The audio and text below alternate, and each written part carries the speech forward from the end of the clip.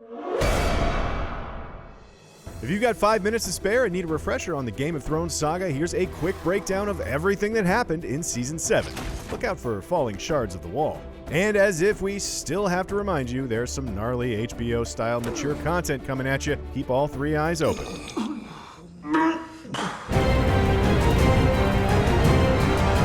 All the show's many threads begin to converge as Season 7 opens. Queen Cersei faces enemies from all sides as the combined might of the Mother of Dragons, the Unsullied, the Second Sons, the Dothraki, Highgarden, and Dorne arrive at Dragonstone and prepare for their march to King's Landing. But if we've learned anything about the Lannisters by now, it's that they're not to be underestimated, and Cersei has at least one ace up her sleeve in the form of the bloodthirsty Euron Greyjoy. Euron scores several early victories as he decimates the Dornish fleet and distracts the Unsullied long enough for Jaime to sack Highgarden. Yara, the Sand Snakes, and Lady Olenna are all taken off the board, but Olenna has the last laugh, revealing that she was the one who poisoned Joffrey even as she commits suicide. And while Theon flees rather than face death or capture, he eventually gets in touch with his inner Ironborn and pledges to rescue his sister. At this point, Dany is fed up with her mounting losses. She leads the Dothraki in an attack on the Lannister army, reminding everyone in Westeros just how deadly a dragon can be in the right hands. Unfortunately, Drogon is wounded by one of Qyburn's nasty inventions,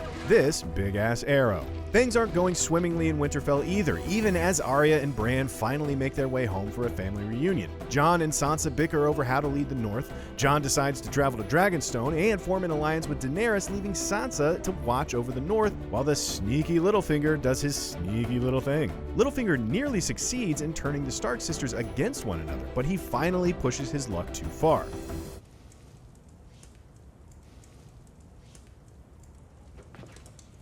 With his crimes exposed and his allies deserting him, Arya adds Littlefinger to her increasingly long kill list. And just super casually too, like doesn't bother her a bit.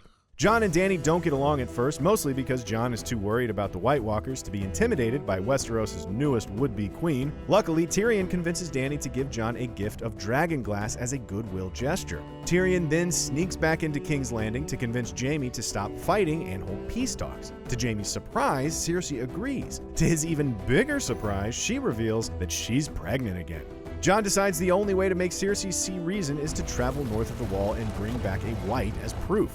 To do so, he assembles the ultimate Westerosi supergroup: Jorah, Gendry, the Hound, Tormund, and the Brotherhood Without Banners. Just a bunch of badasses. But even with all that muscle, Jon's team barely accomplished their mission. Thoros dies, Jon is narrowly saved by his uncle Benjen, and Dany loses Viserion to the Night King.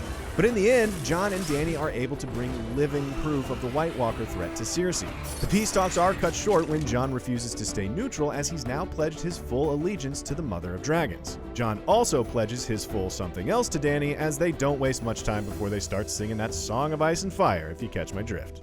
They're doing it now. Tyrion pleads with Cersei to see reason and believes he's finally convinced her to abandon her war, but Cersei reveals to Jaime that she plans on taking advantage of the war against the White Walkers, hiring the Golden Company to wipe out Dany's army when the time is right. This turns out to be the final straw for Jaime, and he leaves to play his part in defending his country. Through it all, Sam has been keeping very busy at the Citadel, healing Jorah's Greystone infection and studying all sorts of forbidden tomes. When Sam finally returns to Winterfell, he and Bran make a startling discovery. Jon is actually the son of Rhaegar Targaryen, making him the rightful king of Westeros and Dany's nephew.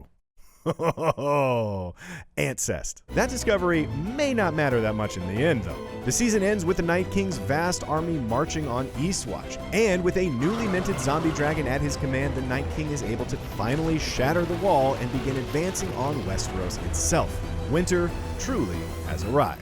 For more Game of Thrones, check out Season 6 in 5 minutes and Cinefix's 3 brilliant moments from the Battle of the Bastards. And as always, be sure to subscribe wherever you like to watch IGN.